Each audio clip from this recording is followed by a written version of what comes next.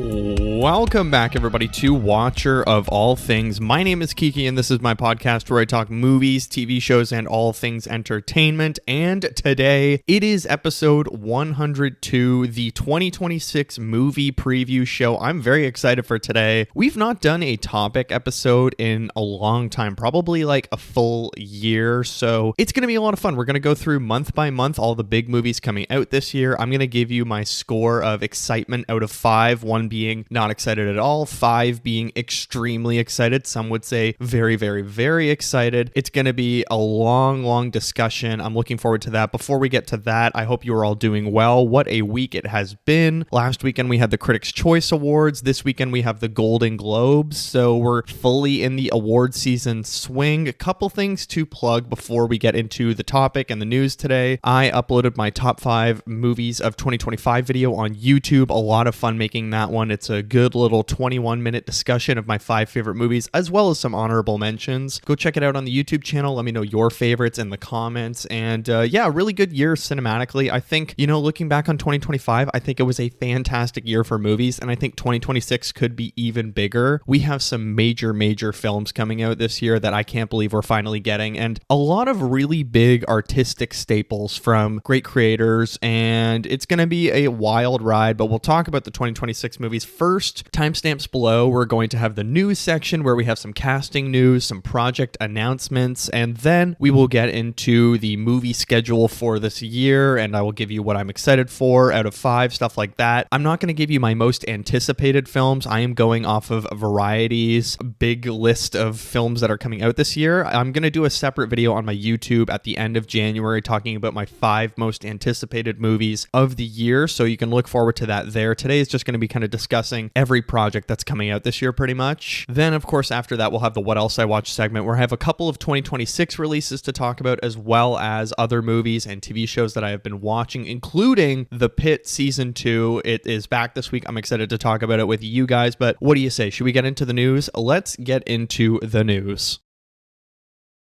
Well, our first piece of news comes from the world of Survivor, where there is a lot of drama outside of Season 50, which we got a bunch of preview stuff for Season 50 this week. Very excited. I loved seeing the cast interviews and getting everyone to write down who they would vote out first was really interesting. I want to finish that video because I only got like halfway through. Fascinating how many winners got picked, as well as Q, because he's just straight up annoying to everybody. But we have a lot of drama coming out of Season 49, where Sage posted a video on YouTube talking about all of the pre-gaming that was going on. And pre-gaming, if you don't know, people that are having conversations or making looks at each other or sort of scheming when they're supposed to be not making any contact during the week at Ponderosa, where they're staying the week before the game actually starts and they're doing all of their press stuff like that. Everybody knows there's pre-gaming every single season, and Sage is just making such a big stink about it. But like, so many players have come out and said, oh yeah, the amount of pre-gaming in my season was crazy. And she was an alternate on another season, so I do understand. She gave the context that well. When I was an alternate on 47, there was almost no pre-gaming, whereas 49, so much pre-gaming. So fair enough to her. I'm not saying that she's being like a drama queen or anything like that, but according to Sage, here's a little breakdown and then I'll react to it. There were 6 main pre-game offenders, 2 of which were removed. That's why they had the alternates come in, releasing 2 names of people who played that she saw most firsthand evidence of breaking the rules. She told production numerous times to get meaner. Jake and Sophie met up in the night pre-game and talked about themselves and other people. Pre-game talking on 49 was like 9.99 or 10 out of 10, while 47 was 2 out of 10. Afraid that Jake is going to threaten her or send people to threaten her after the video is posted, and she has other info on him. Sophie is also a people pleaser.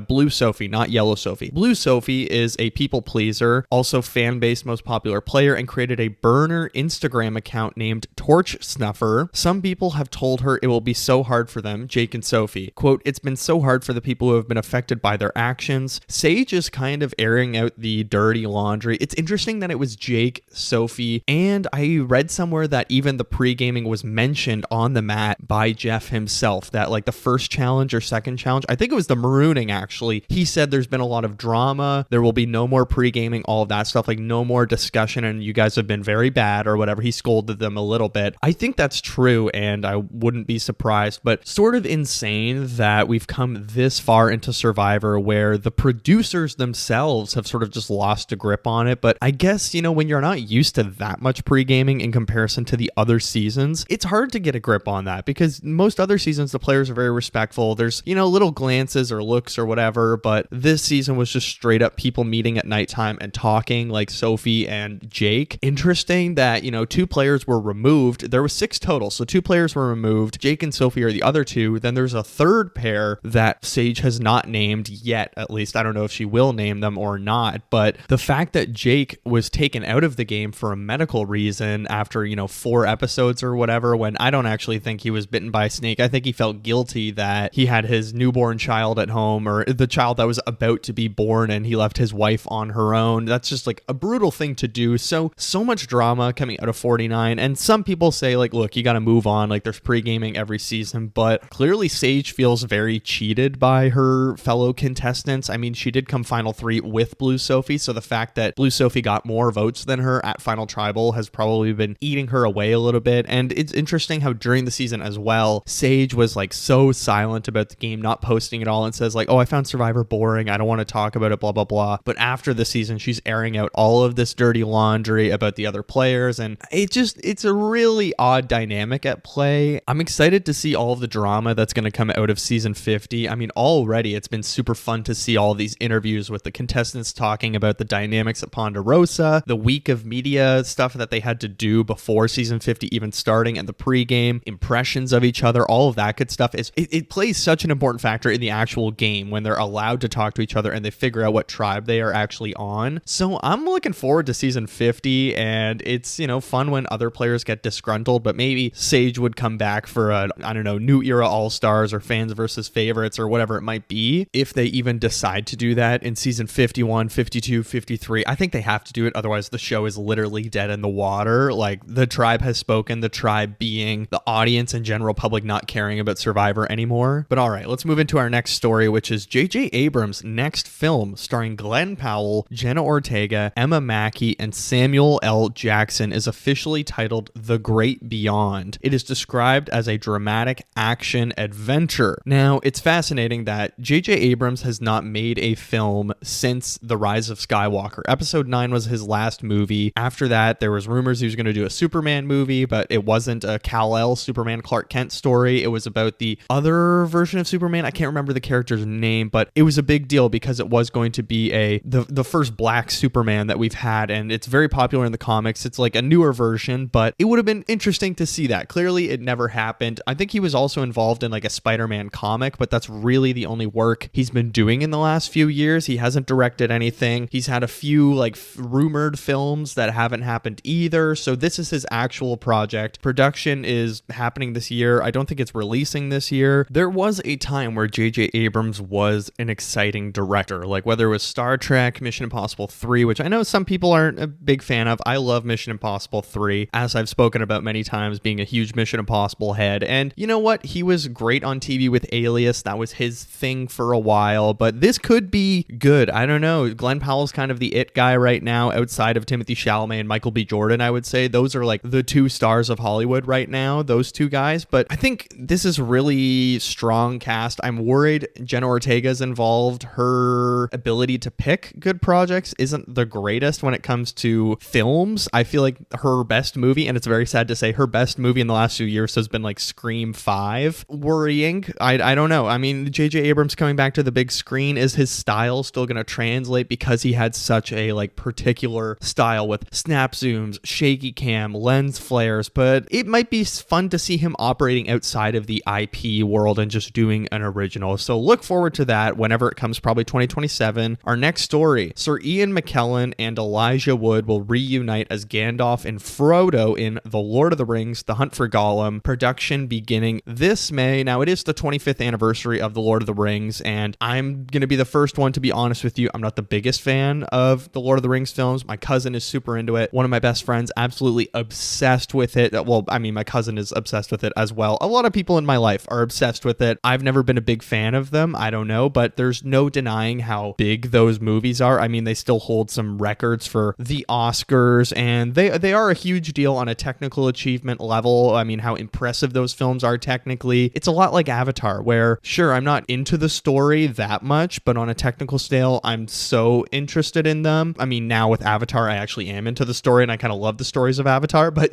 maybe I'll become a Lord of the Rings fan in the next little while. The Cineplex cinemas and a lot of other theaters actually are showing the extended versions throughout January, I think starting next week. So I'm probably not going to go watch them because it's like 4-hour movies or 3.5-hour movies, and I just don't have the time to watch 3 of those in theaters. It would be interesting, but I feel like they also do it every year. I mean, they showed last January, so they're showing again this year. It's the 25th anniversary, a bit of a bigger deal, but this is kind of crazy because Sir Ian McKellen, he's got to be like 85 years old or something, maybe even older. He's playing Magneto again, which is just incredibly sad. I saw the trailer this week for the Avengers Doomsday X-Men feature that was showing in front of Avatar. I hate that I got excited because Cyclops has this big moment at the end of the trailer and I was like, oh dear God, I'm falling for the keys jingling in front of my face. But I'm a huge Cyclops fan. He's always been my favorite X-Men character. I was always wanting him to be a bigger deal because he's so good in the animated show. I'm like, he's so lame in live action. He's always been lame. He's always been a side player to Wolverine, who, Wolverine's not the biggest X-Men in the comics. It's usually Professor X that's the biggest one, and Cyclops is often the leader of the group, but because of Hugh Jackman, the films have always sort of centered around Wolverine. So I think, I don't know, Avengers Doomsday could be a huge opportunity for Cyclops to actually be a cool character. Anyways, to get off of that back, Sir Ian McKellen in those movies, he's also returning as Gandalf, and I mean, Elijah Wood coming back, that's a big deal, but they are way older now, so are they gonna de-age them? What's the deal with The Hunt for Gollum? I mean, there was a fan movie on YouTube, now they're making it, it's Sir Andy Serkis, he's directing it. We'll have to see how it goes. I feel like it's probably going to be pretty bad because it is just kind of a legacy sequel in some way. Not even a legacy sequel. That's actually not what a legacy sequel is, but it's a long time sequel coming after many years away. But let's move into Star Wars, another franchise that is kind of slowly dying, just like The Lord of the Rings. Dave Filoni and Lewin Brennan will reportedly replace Kathleen Kennedy as the new co-presidents of Lucasfilm. Dave Filoni will oversee all creative development, while Lewin Brennan will oversee executive duties. Announcement is expected to be made in a couple of weeks. I absolutely hate this news because Dave Filoni, ever since he got involved in Star Wars in a way more hands-on approach with Disney Plus after the Clone Wars. So like the Clone Wars are what they are, but since his involvement in like The Mandalorian and the Book of Boba Fett and Ahsoka and all of the live action stuff, my God, it's just action figures being slapped together is the classic thing I say, and he's very responsible for the glup shitto era that we live in. So I am very worried about this because I think we're about to really turn Star Wars into the MCU with 10 projects per year and random characters getting films or random characters getting 8-episode television shows, and it's just going to be a lot more slop. I'm already sort of fed up with Star Wars. I just want to go back, watch the prequels and the original trilogy and Andor and Rogue One, and then just leave me alone. I don't care about any of the other stuff. Maybe The Force Awakens because that's the only one I really like of the sequel trilogy. The Last Jedi kind of grows on me every time I watch it, but still, I just am so kind of over the Star Wars franchise. I don't really care anymore. If they kept making Andor and you just give Tony Gilroy all of the money from Lucasfilm to keep making whatever he wants in Star Wars, then I'd be interested, because I was just talking about this with my brother and our cousin who just started Andor. I do think Andor was my favorite TV show of 2025. Like, just a legitimately huge show that is a big deal, so poignant to the times that we're living in. It's terrifying how honest that show is, and people are like, oh, why is Star Wars getting political? It's like, it's just reflecting the times that we're living in right now. That's what George Lucas did with the original trilogy. That's what Tony Gilroy did with Andor. And Dave Filoni, Jon Favreau, all of the work they do is hollow. It is just straight up fan service. It's slop. I don't care about it. So I don't know. It's just another step in sort of the downfall of a big franchise that we've had negative feelings toward this. I don't like this news at all. But let's move into our final story of the day, which I'm extremely excited for. Some of the best news film-wise that I've had in a little while. Sebastian Stan is officially playing Harvey Dent in The Batman Part 2. This is massive. So there was a couple little hints at what's going to happen in The Batman Part 2. It looks like it's going to be a Dark Victory adaptation. Sebastian Stan playing Harvey Dent. We have Gilda Dent played by Scarlett Johansson, and it looks like Barry Keoghan is expected to return as Joker in some capacity. I don't know how involved with the story he's going to be. I haven't read Dark Victory actually, so that might be on my reading list for this year. This is very great for me. So in my The Batman Part 2 Everything We Know predictions theories video, as well as fan casting casting. My picks for Harvey Dent, I believe it was Alden Ehrenreich was my number one pick, and I think he would have done a great job. Sebastian Stan, I would have picked him, but I feel like he wasn't even in my radar because I was like, he's doing such insane stuff right now. He's an MCU regular. I don't know if he would hop on board with the Batman Part 2, but now that Scarlett Johansson's on board, and a year ago, Sebastian Stan said, someone had asked him in an interview, who's another actor that you look to or what kind of projects are you interested in? He said, Robert Pattinson is an actor I would love to emulate because of the projects he picks. He's doing Batman, but he does such interesting other projects. And now Sebastian Stan gets to work alongside him. And I don't think we're actually going to have Sebastian Stan playing Two-Face. I think he is going to be playing Harvey Dent, best friend of Bruce Wayne, and then we're going to see him slowly slip into madness. And I think I'm so ready for that. Look, don't get me wrong. I love The Dark Knight. I think Aaron Eckhart did a fantastic job with that version of Harvey Dent, but I'm so interested in seeing an earlier career Harvey Dent working alongside Bruce Wayne and working alongside Batman is what's incredibly important to this dynamic. I genuinely think the Batman Part 2 could be a generational film, maybe the best superhero movie of all time because of the character dynamics we're getting at play. It's a high bar to set. I love the Batman, as everybody knows that it's my favorite Batman movie. It's my favorite movie of all time. I obsess over the Batman, so that's why every time news comes out about the Batman Part 2, I gotta talk about it. I can't ignore this. And Sebastian Stan, he is an actor that I have really, really admired in the last few years with the roles that he's picking. Envious, or he really loves the career Robert Pattinson is having, but I think Sebastian Stan is doing just as much interesting stuff. He did The Apprentice last year. He did A Different Man. I love the work he's doing. Yes, he's still Bucky Barnes, and I think he's one of the best casting choices the MCU has ever made. He is fantastic every time he plays the Winter Soldier Bucky, but outside of that, every role he does, I'm so interested in. I loved him in I, Tonya. I'm gonna be a huge fan of him as Harvey Dent, no doubt. I think he's gonna be so great in this role because he has such an underlying darkness to him, so that's fantastic news. Very excited for the Batman Part 2, but I think I'm gonna wrap up the news there because we have a lot to get to. So a reminder, I'm gonna go through all these movies. There's no spoiler, non-spoiler section. It's just a topic episode, and then we will have the What Else I Watched segment. But let's do it. Let's do the official 2026 movie preview show.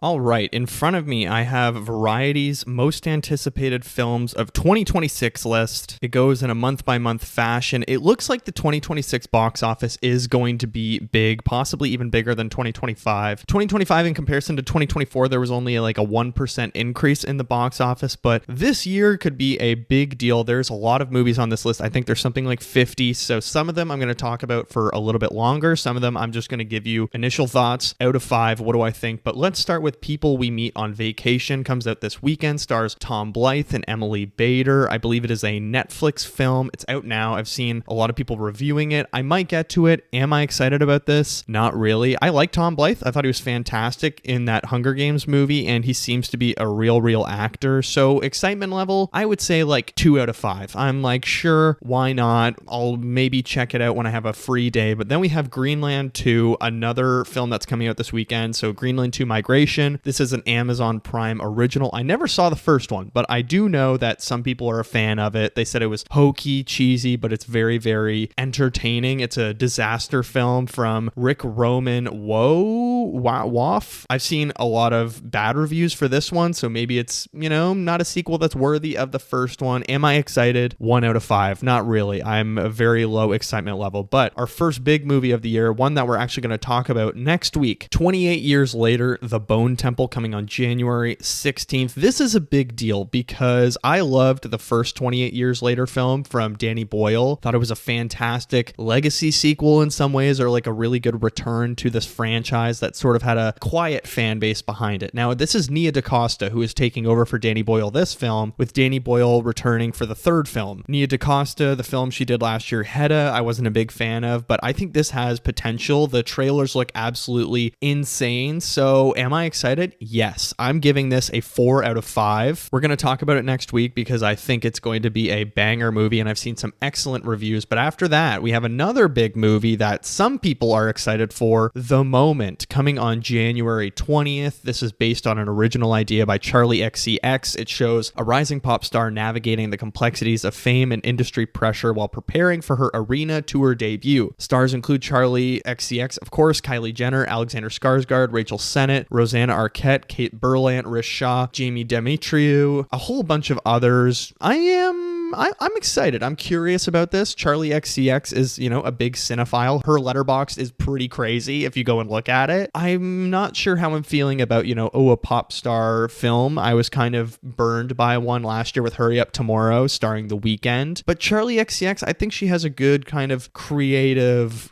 gut in her. I mean, Brat was a huge success. This could be really fun if it's not just, oh my God, it's so hard being a pop star. If there's actual some, layered depth to it, could be really cool. So I would give it 4 out of 5 as well. I think we'll talk about it at the end of the month possibly, but it's going to be really interesting. Then we have a movie I'm going to tell you right away, not excited for. Mercy, coming on January 23rd, stars Chris Pratt, Rebecca Ferguson in a sci-fi thriller where AI is now running the Capitol Court. The trailers look absolutely terrible. It looks like it's going to be an absolute dud. I'm definitely going to watch it. 5 out of 5. I'm very excited because I think it's going to be terrible, and I'm very excited to see it absolutely crumble under Chris Pratt's feet. Rebecca Ferguson, what are we doing, man? Anyways, let's move on from that because there's a movie right after it that I'm excited for a good reason that has the absolute opposite amount of press from Mercy. I feel like Mercy has got a bunch of trailers, but Send Help, Sam Raimi's new film starring Dylan O'Brien and Rachel McAdams, where an employee-employer duo becomes stranded on a desert island after their plane crashes en route to a business conference. This has had such little marketing, but I think it looks really great. We might talk about this at the end of the month as well. It's January, but there's so much good stuff coming out. I'm actually shocked that the 2 movies I've seen in January so far that are new releases haven't been that terrible, and there's actually some seemingly good movies also coming out for the rest of the month. I think this just speaks to how big January is going to be. So Send Help, I'm giving it 4 out of 5. I think it looks really fun. I'm excited to see it. I love Sam Raimi. After that, we have Goat coming on February 13th, a Steph Curry voiced Lenny Williamson giraffe movie about a animated action comedy about basketball, I guess is a better way to put it. It has Caleb McLaughlin from Stranger Things. That's really fun. I'm happy he's getting a role because, I think he's burned by Stranger Things a little bit given all the least important stuff to do. So the voice cast also has Aisha Curry, Gabrielle Union, David Harbour, Jennifer Lewis. Also, I believe it's written by, or it was partially written by, the really cool screenwriter that is on TikTok. I cannot remember his name. I think it's Nicholas something. I'm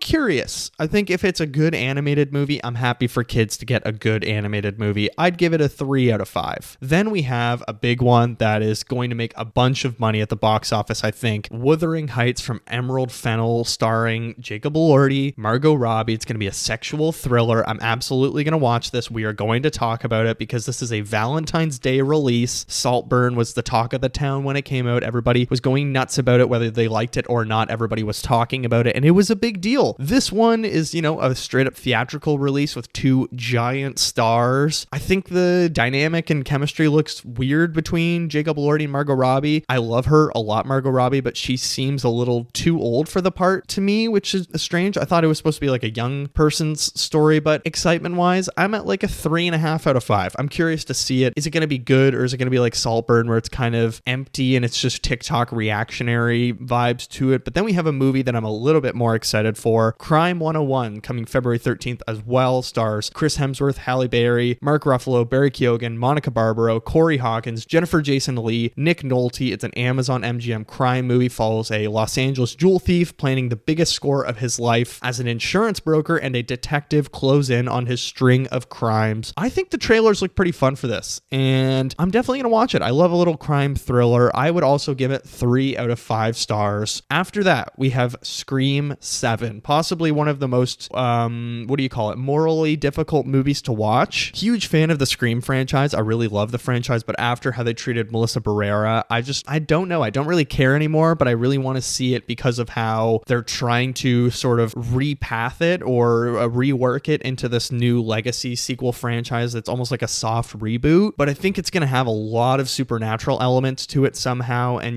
stars David Arquette, Matthew Lillard, Scott Foley, as well as Neve Campbell's back. Kevin Williamson is directing the horror film, who's actually the creator of the series. I think there's just a lot of things that could go wrong. So I'm giving it a 2 out of 5, but I think the curiosity would be 5 out of 5, but my excitement for it is like 2 out of 5. I think it's probably going to be pretty bad. Then we have a Pixar original, which is Hoppers, coming March 6th. There's been very little marketing for this, but it's an original, which is exciting. It follows a teenaged animal lover who uses an invention to take the form of a beaver and infiltrate celebrate the animal kingdom. I really want more great original films for kids to enjoy at the movie theaters. I think, I feel bad for parents. Kids are just stuck at home on their iPads, on their devices, and they don't get to go to the theaters because everything in theaters for kids is live action remake or, a Zootopia 2, which yes, made a bunch of money, but it's still a sequel to an animated film. And there's just not a lot of original storytelling going on in the children's space. So I really hope this is good. I mean, it has a crazy cast with like Meryl Streep and John Hamm in here, Bobby Moynihan. I would give it like a 3 out of 5. The trailer looks okay. The Bride, we have Jessie Buckley starring as the Bride of Frankenstein coming March of 6th. And this is Maggie Gyllenhaal directing this. I don't know how this is going to go. The trailers have me a little worried that it might be this like black and white edgy film, but I'm cautiously optimistic. I would also go 3 of 5. Then we have another possibly disastrous edgy movie, Colleen Hoover's next adaptation, I guess. Reminders of Him starring Micah Monroe. Oh boy. I mean,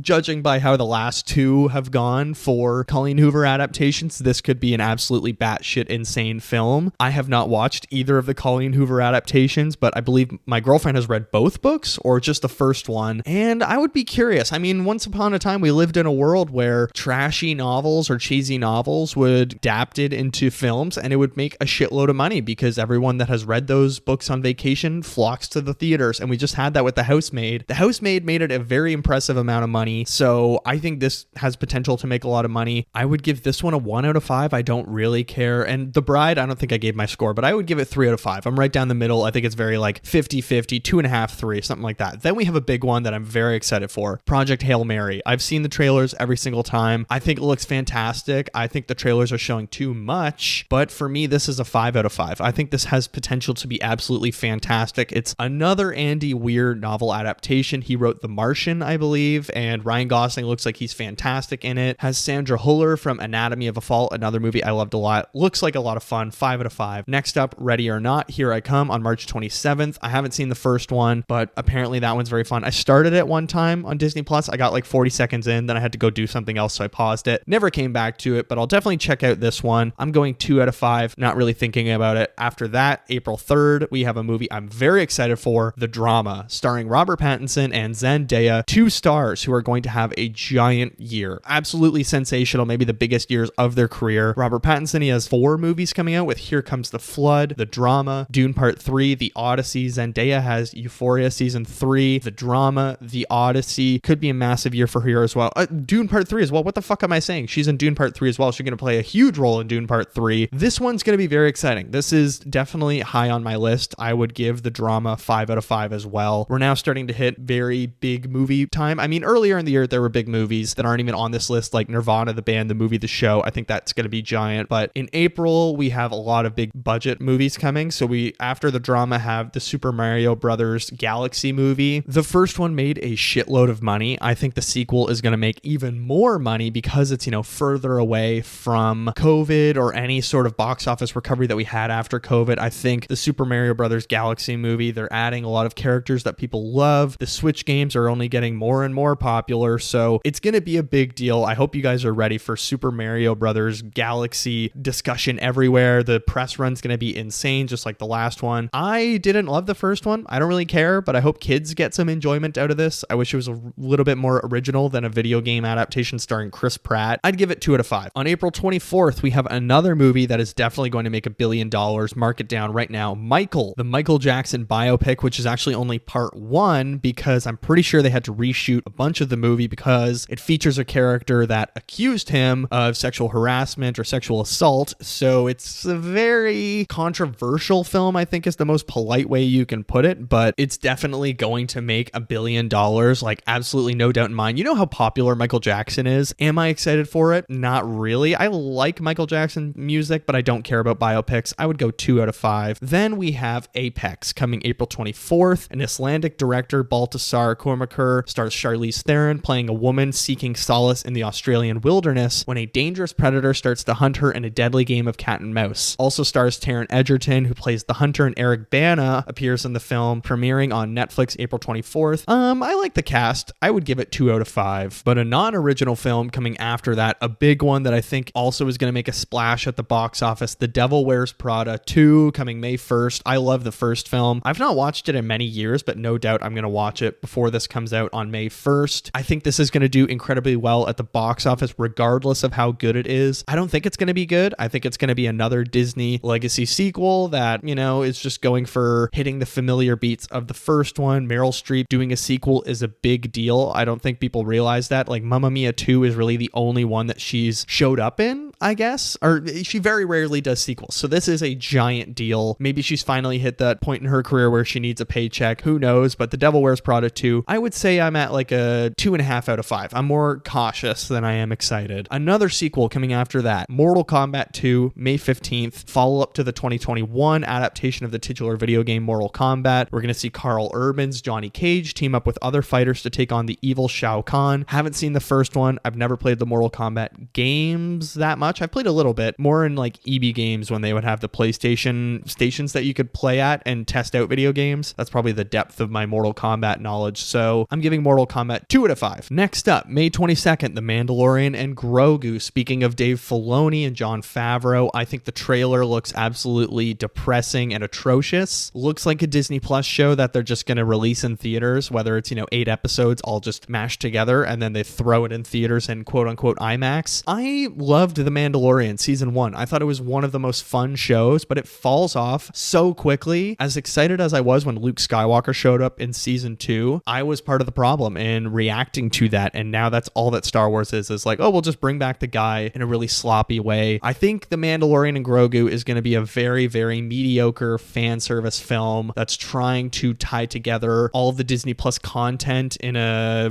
weird way. I don't know. It's the first Star Wars movie to hit the big screen in 7 years. The Mandalorian and Grogu gives the cinematic treatment to the leading characters from Disney Plus's The Mandalorian. Pedro Pascal's Din Djarin will team up with Grogu, aka Baby Yoda, in a sprawling adventure across a galaxy far, far away, directed by Mandalorian showrunner Jon Favreau. Sigourney Weaver and Jeremy Allen White to co-star. That just sounds so boring to me. Not excited. I would give it 2.5 out of 5. After that, we have another IP, and I think, once you hit May, or even April, I would say like April 1st onward, it's just IP, all the big movies. The first 3 months of the year, you really do have to kind of grind through, but Masters of the Universe coming June 5th. I watched He-Man when I was a child. I watched, the Masters of the Universe cartoon on Teletoon or Cartoon Network, whatever it was. I think it was Teletoon when I was a kid. There was a Cartoon Network that I can't remember. I grew up in Canada, so I didn't have the, US stations all the time, but Travis Knight will be introducing Nicholas Galitzine. I always say his name wrong. I'm so sorry, but as He-Man in the latest live-action adaptation of Masters of the Universe. It also stars Jared Leto, who is box office poison, so I'm more worrisome about this. I would give it 2 out of 5. But the next movie that I'm extremely excited for, Disclosure Day, coming June 12th. Steven Spielberg's next film remains shrouded in mystery, though it is confirmed to be a science fiction story involving UFOs. Stop right there. I'm in. 5 out of 5 already. The only worry is David Koepp wrote the screenplay, and he is very hit or miss recently. He came back and did Jurassic World, disastrous, but he's also,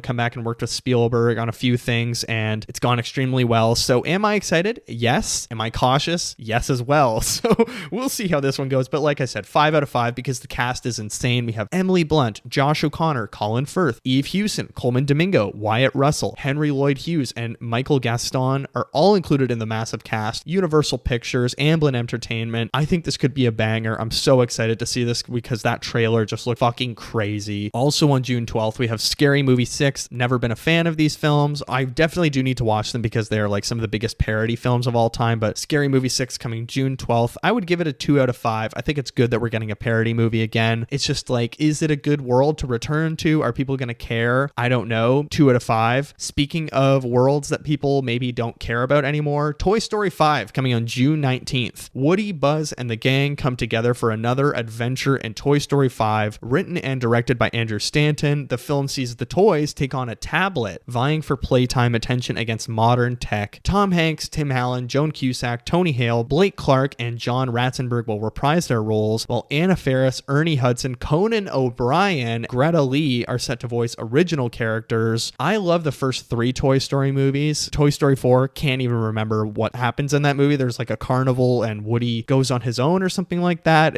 I don't know. Toy Story 4, pointless sequel. Toy Story 5, I think, you know what? If it can wage the war on iPad iPad kids. I'm very excited. I would give it like a 4 out of 5. I'll check it out. After that, we have Supergirl. Extremely excited for this. I think it looks very fun, even if it looks like another kind of James Gunn-ish film, which worries me, but I would immediately go 4.5 out of 5. I think it could be really good. That's going to be a movie that we're going to talk about a lot this year with the press run and DC Studios. Where's that going to go? Then on Canada Day, July 1st, we have Minions 3. I do not care about the Despicable Me movies. Minions 3, I would go 1 out of 5. Whatever. Don't really care. After that, another franchise live action remake that I don't give a shit about, Moana, coming on July 10th. I think it looks absolutely horrendous. 1 out of 5. I am going to start, speeding up a little bit because probably from like October onwards, we're going to have a lot to talk about. Cut Off, coming July 17th. Jonah Hill directs, produces, and stars in this upcoming Warner Brothers comedy starring Kristen Wiig, Bette Midler, Nathan Lane, Adriana Barraza, Camila Cabello, Langston Kerman, and Chelsea Peretti. Original comedy from Jonah Hill. Sure. 2 out of 5. I feel like he's a piece of trash. Don't really care about what he's coming out with. A movie that immediately I'm going to tell you 5 out of 5. We're going to talk about this movie like Supergirl a lot this year. The Odyssey on July 17th. I think this is going to be the biggest movie of the year, possibly alongside Dune Part 3 and like Avengers Doomsday. Potential to be Christopher Nolan's best work ever. The cast is absolutely insane. 5 out of 5. No doubt we're going to talk about it in my YouTube video. Coming right after that, we have another Tom Holland film, Spider-Man Brand New Day. I'm very excited for that as well because I want to see Tom Holland as Spider-Man outside of John Watts' kind of stale direction. And it's the guy who did Shang-Chi, Destin Daniel Cretton. I think Shang-Chi, it's not the best MCU movie, but it's so well directed in an action sense. So it could be a really fun Spider-Man movie. I would give it 4.5 out of 5. Super Troopers 3 coming August 7th. 2 out of 5. Don't care. Paw Patrol the Dino movie coming August 14th. 1 out of 5. Don't care. My dog loves Paw Patrol, her blanket that we had to throw out recently. Very sad. Flowervale Street coming August 14th with Anne Hathaway. Sounds very interesting. I think it could be very cool. It has Anne Hathaway, Ewan McGregor, Maisie Stella, Christian Convery. It's an original film written and directed and produced by David Robert Mitchell of It Follows fame. 3.5 out of 5. The Dog Stars, a Ridley Scott film starring Jacob Elordi, Margaret Qualley, Josh Brolin, Guy Pearce, and Benedict Wong. 4 out of 5. That comes on August 28th. I'm excited to see what Ridley Scott is up to next. Then we have a new adaptation of a Jane Austen novel, Sense and Sensibility, coming September 11th. Stars Daisy Edgar Jones. I'm always down for more Jane Austen adaptations. I would give this a 4 out of 5. Also on September 11th, we have Clayface, another DC Studios film. I'm very excited for this one. I'm also very curious how we can kind of break up the diversity of the DC universe and give us different types of films. I also am very curious how it's going to speak about Batman within that universe. Is he really going to be a factor? Is he really not? 4 out of 5, just like Sense and Sensibility. Why not? Then on October 2nd, we have Verity. So following successful turns and It Ends With Us in 2024 and Regretting You in 2025, the best-selling psychological thriller Verity is the latest Colleen Hoover novel to get a film adaptation. Oh my God, we have another Colleen Hoover. Jesus Christ. It stars Anne Hathaway, Dakota Johnson, Josh Hartnett. I don't know. I don't really care, so I would go 2 out of 5. Digger, starring Tom Cruise, comes on October 2nd. Very excited for this. Alejandro Gonzalez Iñárritu. It's going to see Tom Cruise step into a non-legacy film for the first time in many years. Like, it's been a while since he's done something outside of IP or Mission Impossible, Maverick, or The Mummy. So I think this has really high potential to be great. It's a comedy as well. Who knows? I would go 4 out of 5. Then we have a movie that has the potential to be a disaster coming in October 9th, The Social Reckoning. I don't know if we really need a Social Network sequel. I think The Social Network is like one of the greatest films of all time, but it stars Mikey Madison. We have Jeremy Allen White, Bill Burr, Jeremy Strong. It comes from Aaron Sorkin, but it's written by David Fincher. I would give it like a 3 out of 5. We also have Whalefall, which comes October 16th, and Whalefall promises audiences the tale of a scuba diver played by Weapons actor Austin Abrams, who I absolutely loved in Weapons, ends up trapped in a whale and desperate to escape. This sounds really cool. The survival thriller, according to Variety, will be directed by Brian Duffield and is based on Daniel Krause's 2023 novel. Austin Abrams, very excited to see what he does next. I think he's in Zach Krager's next movie, the Resident Evil adaptation. I would give that like a 3 out of 5. Also coming in the fall, we have The Cat in the Hat, November 6th. Bill Hader is involved in this. I am kind of scared. I feel like a lot of Dr. Seuss adaptations recently have not been great. We'll see. Are kids going to care about Dr. Seuss? Potentially not. I'm at a 2 out of 5. One movie after that I am excited for, The Hunger Games, Sunrise on the Reaping. I think the trailer trailer looked absolutely fantastic for this. I would easily give it like a 4.5 or 5 out of 5. I'm very, very curious. I thought the previous Hunger Games movie was fantastic, even if it wasn't my favorite in the series, but Tom Blythe and Rachel Zegler gave absolutely fantastic performances. This has really, really good potential. So yeah, 4.5 is what I'm going to land on. Focker-in-Law coming on November 25th. It's going to star Skylar Gisondo. It's going to have all the originals with Robert De Niro, Ben Stiller. I love those movies, all the Focker movies, so I'm very sadly excited for this. I know I shouldn't be excited for a movie like this, but it's coming November 25th. Terry Polo's coming back. Skylar Gisondo plays their son Henry, who decides to marry a woman they deem to be his total opposite, played by Ariana Grande. John Hamburg's directing. Unfortunately, I'm very excited, so 4 out of 5. Then we also have on November 25th Hexed, which is a Walt Disney Animation Studio film, the first non-sequel to join the lineup since 2023's Wish, with both Moana and Zootopia getting sequels in 2024 and 2025, directed by Josie Trinidad and Jason Hand. I think it's interesting. We're finally getting a Disney animation original, so I'd go 4 out of 5. Now we're getting into the heavy hitters of the year, because November 26th, we have Narnia coming from Greta Gerwig, the first in like a potential 8 films or whatever it might be. Allegedly, it's coming out exclusively in IMAX on November 26th before releasing on streaming December 25th. I love Greta Gerwig. I really am a fan of all of her work. I think Barbie's great. Little Women, Lady Bird. She's really, really, really awesome. I love Greta Gerwig. And the fact that she's deciding to take this, I hope it's not just because of the money. I hope she actually has a creative way into this series. So I would go 3 out of 5. I'm cautious. I'm a little scared though. I'm worried she's going to get lost in the big franchise IP slop. Then we have Jumanji 4 coming December 11th. I like the first 3 Jumanji movies, like the original and the 2 new ones were pretty fun. So I don't know. This could be cool. Why not do another one? I think the cast really does have great chemistry. I would go 3 out of 5. Now we are ending the year, December 18th, Avengers Doomsday. I'm more skeptical anticipating Avengers Doomsday than I am excited. I'm really, really not excited because I feel like it's going to be a mess. There's a lot of people in this film. A lot could go wrong, but is it going to redeem Marvel at all? I doubt it. So I would go 3.5 out of 5 for Avengers Doomsday. No doubt we'll talk about it throughout the year, but after Avengers Doomsday on the very, very same day, is one of them going to move? Dune Part 3. I am so fucking excited for Dune Part 3. It's going to be Dune Messiah, Children of Dune, probably mashed into one film. I'm at a 5 out of 5. Obviously, I have a Dune tattoo. I love everything about Dune. I've read the books. Massive fan. Anything Denis Villeneuve does, I'm like, yeah, I'm in, especially in the Dune universe. If he wants to mash up 2 of the most different books, I would say, other than God Emperor, very interesting adaptation that we could be in for. Also, Timothée Chalamet playing an older Paul Atreides 12 years later. I'm not going to say anything further because I think a lot of people should go into this blind without reading the book because it's going to fucking blow them away. 5 out of 5. Extremely exciting. The final 3 films, we have Angry Birds 3 coming on December 23rd. 1 out of 5. Don't care. But a movie I am very excited for, Werewolf, from Robert Eggers, following Nosferatu, The Witch, The Northman, The Lighthouse. I really like Nosferatu. It was a great Christmas movie. This is also coming Christmas Day. Stars Lily Rose Depp, Aaron Taylor Johnson, Willem Dafoe. I'm so in. And a werewolf movie? Hell yeah. I'm at a 5 out of 5 for this one, easily. The final film on here that is undated, The Adventures of Cliff Booth. I am not excited for this. It is a David Fincher directed film written by Quentin Tarantino because he's too scared to do, his 10th movie. He doesn't know what he wants it to be. It's going to be a Netflix film. So are we going to see it in theaters? Probably for a week, but I would give it a 3 out of 5. I'm more scared than I am excited, but that's a lot of movies to process. I kind of flew through that list, but I think there's a lot of potential for 2026 cinema. A lot of really great original films like Werewolf, Disclosure Day. There's a lot of really good stuff out there that could transform this year creatively, but there's also a lot of big dooming franchise films that I think could, yes, make money at the box office, but it's just more sequels and milked IPs that it's like, I don't know. As I said, I'm going to give you my 5 most anticipated films within my YouTube channel video at the end of the month, and that's going to be really fun to talk about. But right now, let me know the films that you're looking forward to most this year. How would you rate some of those films? Where do you think I was correct? Where was I wrong? Where do you differ? 2026 is going to be a big year. We haven't done a topic episode in forever, so this feels very unstructured and kind of just blabbering, but let's move into what else I watched.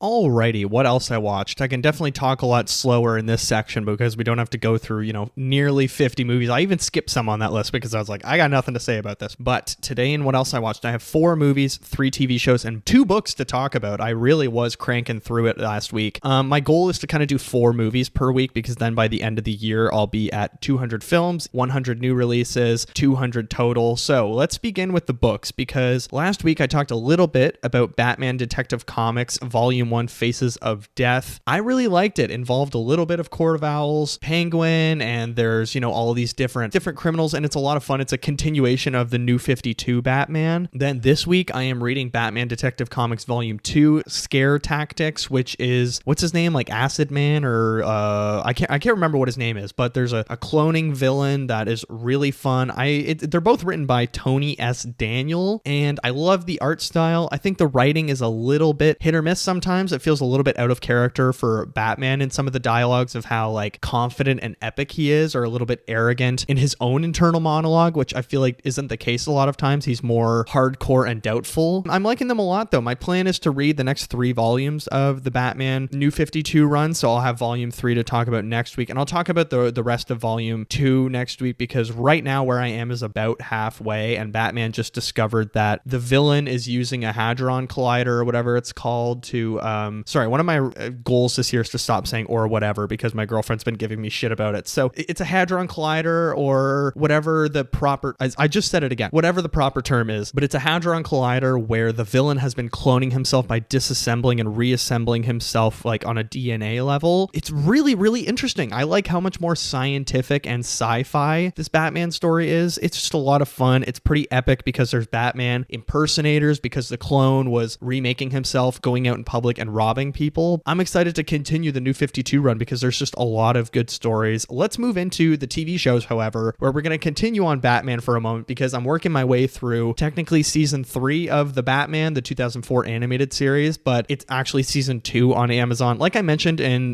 before the holidays, I discovered on Amazon that they have the season laid out wrong, and I was on Reddit and they said a lot of animated series have that issue because of reruns and stuff like that on Cartoon Network. So I'm actually on season 3 where I watched episodes 6, 7, 8, and 9. So that is titled Brawn, The Laughing Cats, Fleur de Mal, Cash for Toys. It's 2 original villains and then 2 of the episodes. Actually, episode 6 in particular was Joker using Bane's toxin. What's the proper term for it? It's called like the strength serum, I guess you could say. The venom, the serum, I guess is actually what it's called in like Batman and Robin. So I liked it. It's kind of fun when Joker is using the other villains' superpowers to himself and he gets huge, almost like absolute Joker. I'm going to try and finish season 3 this week. I did not get to Task or The Wire this week. It was just kind of busy because I was editing my YouTube video as well as it was our first week back at work. So lots of stuff going on. But another show I did start this week, season 2 of The Pitt. Episode 1 was absolutely fantastic. Oh my dear God. We already have like thousands of storylines. And that's one thing I love about The Pitt is how quickly they establish the storylines. Like we have Whitaker kind of being Robbie's new number 1. We have Santos. In 1 hour of television, I'm already like, there's more drama here than in 8 episodes of other TV shows. I'm so excited. Like if you haven't watched it yet, but you're a fan of The Pitt, go watch it immediately because it's already hitting like crazy. I really like that Dr. Robbie has his replacement coming in, and I'm so bad at the names because it's such a big crew in the show that I really do need to relearn everybody, but I really love all of the doctors so much. I love every character. I'm so excited to see where it's going to go in the future, but let's talk about Fallout episode 3. Macaulay Culkin back acting. Holy shit. I thought he was so much fun as the Romans, or are they called the Legion? I think it is the Legion, where our main character, the girl played by Ella Purnell, is traveling with the ghoul, but she ditches him because she wants to help this person. They get trapped by this one faction that is actually split in 2 because they're arguing over like the truth of something. I really enjoyed it. It's actually such a well shot show as well. Like there's so much desert and yet it doesn't look like it's shot on the volume, doesn't look like it's shot in a warehouse somewhere. I'm really appreciative of the visuals. There's times where it does look like a little bit of a streaming show because of how sort of gray it is, but there's actually color grading and like darkness and lightness and shade and popping colors of the desert and real textures that I really enjoyed. So Fallout, it's kind of a great show. There was less Kyle MacLachlan in episode 3. I'm happy that we're shifting the focus episode to episode of who's important. Next week, I'm going to try and start Task, like I said, try and start The Wire. Empire. I really do want to get back into Survivor before season 50 comes. There's a couple seasons that I want to knock off my list because I've never seen them, but there's just so much stuff to watch, and it's just so hard to find time for 45-minute episodes of television shows. Let's move into the 4 movies I watched this week because I have some really fun ones. 10 Things I Hate About You from 1999. This is considered like one of the best rom-coms ever. I had never seen it. It has always been on my watch list because everybody raves about it. My girlfriend loves it. She suggested it. I was like, hell yeah, let's watch it. Young Heath Ledger, Julia Stiles, Joseph Gordon-Levitt, Larissa Olenek, David Krumholtz, Andrew Keegan, Susan May Pratt, Gabrielle Union, Larry Miller. It did not let me down. I forgot it's actually a Shakespeare adaptation of, I can't remember the title right now, but it is a Shakespeare adaptation, and maybe it's my new favorite Shakespeare adaptation. Before it was She's the Man, but 10 Things I Hate About You had me from the very first scene. I think the chemistry between Heath Ledger and Julia Stiles is some of the best on-screen chemistry I've genuinely seen in my life. I was so blown away how good they are together. He is so, I don't know, just warm and welcoming because everyone's sort of written him off as this bad boy, but she's the opposite, that she's actually written herself off and puts on this public persona because she was popular before, doesn't want that anymore. And it's just like such an interesting dynamic they have where the more invested in him that she gets, the further he's trying to push her away because he feels bad that he's being paid to go out with her, but also he doesn't want to hurt her. It's just so well written. I love all the supporting characters. There's only a couple moments where I was like, oof, that line reading was a little bit stiff, but I had so much fun with it. Immediately, I want to watch it again because it was just such a blast. But there's like in the first 15 minutes, I think, a God mode, gorgeous dolly zoom that I was just like, this is insane filmmaking for a rom-com. And now we would not get that in some kind of rom-com. This would be a Disney Plus original nowadays. And it's just like such good production value. It's so well directed. It's so well shot. Some of the scenes are so well put together and paced out. And there's obviously the acting's fantastic. Heath Ledger, one of the best to ever do it. I mean, holy God. We were talking about in The Dark Knight how, like, yes, that is a classic film bro movie, but his performance as the Joker is genuinely one of the best performances of all time. And it's a classic, cliche to say that, but it's so true when you do think about it. Heath Ledger is giving one of the greatest performances of all time. I love him in A Knight's Tale. Obviously, he had Brokeback Mountain, which was another film that he really brought it for. And 10 Things I Hate About You, I think he's fantastic here. I gave it 4.5 out of 5 stars. Absolutely loved it. Then we continued our rom-com sort of,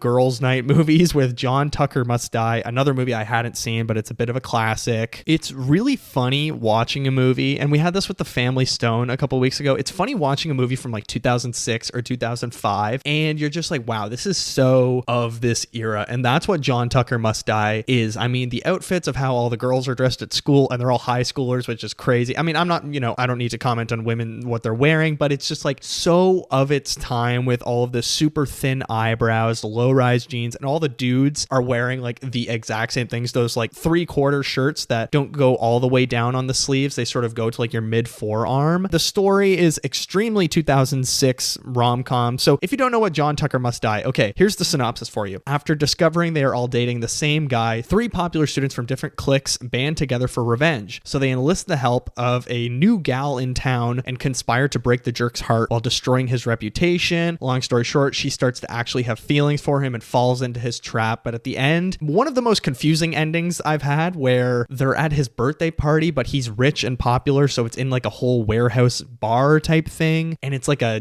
multi-$1,000 party just for his high school birthday party, and they're all on stage throwing cake at each other, and they expose him for actually being this romantic, and he's like, oh, I shield myself by dating multiple women because I'm afraid to open myself up. Really weird ending. They're all on good terms by the end of the film. So odd. I don't even know how to explain it to you. There's so many like hijinks. It's Brittany Snow, who was in Pitch Perfect. She was in the Hunting Wives shows last year. She's in a bunch of other movies. Obviously, she's a big star. She's the girl that's not popular. She goes school to school because her mom is transferring her after breaking up with guys or whatever, and they go town to town. Very 2006 setup, and it was a very 2006 payoff. Well, she's the one that has to infiltrate John Tucker's mind and has to date him while working with the 3 girls that never pay attention to her, don't get along with each other. She's kind of funny in the movie. There were semi moments where I was laughing. I was like, that's kind of a funny joke, but there's just so much stuff in there that I'm like, oof, this is just like 2006 painful girls' night trashy comedy that doesn't work for me. I mean, I gave it it 2 out of 5 on Letterboxd. There was one scene where they're showing a tape of John Tucker, and it's a scene from the movie. And I'm like, who's filming that? What is that continuity error? Very much from 2006. But let's talk about a new couple releases that came out. First, we have We Bury the Dead. It is a Daisy Ridley zombie film. I believe it's an independent film. It's from Australia. The premise, it's actually a really great premise. So her husband is this finance or like scientific CEO type dude, and he travels to Tasmania where the US has tested a weapon off of the shores, and it goes wrong, basically turns everybody on the island brain dead, or on the southern end of the island. Officially, they are dead, but some of them are reawakening, so they are zombies, and Daisy Ridley decides she's going to sign up for cleanup because she regrets the final conversation she had with her husband. Now, you might be thinking, oh, it's a zombie movie. It's got to be action-packed. There's going to be blood, gore, guts, chases, brains, all that stuff. It's very much in line with 28 Years Later, where it's much more about accepting death and the things we can't say and trying to bring the dead back so we can finish these conversations with them. Daisy Ridley, really interesting star because, after Star Wars, she hasn't done the biggest stuff. Like, she's not had the Oscar Isaac or John Boyega career where she has done some big projects. I would say Oscar Isaac the most out of the sequel trilogy trio, has really gone on to interesting things. Daisy Ridley doing a lot more independent films, and I think this one is another good little notch on her belt as she does this Robert Pattinson, Kristen Stewart type career after Twilight, where they also did independent films. I gave it 3 out of 5. I think it's not the most bombastic, bone-chilling, reflective story ever, but I really liked sort of the tempo of it and what it's trying to do. Just a little bit tonally messy, so 3 out of 5. At least it was a new release in 2026 that we got in theaters, and it wasn't a stinker to start the year. But the final movie of the week, Primate, which is a new horror film in theaters right now, where a family's pet monkey that they've had for years goes crazy from rabies and starts to kill everyone, and it's a horror movie where it's like humans against chimpanzee, and it's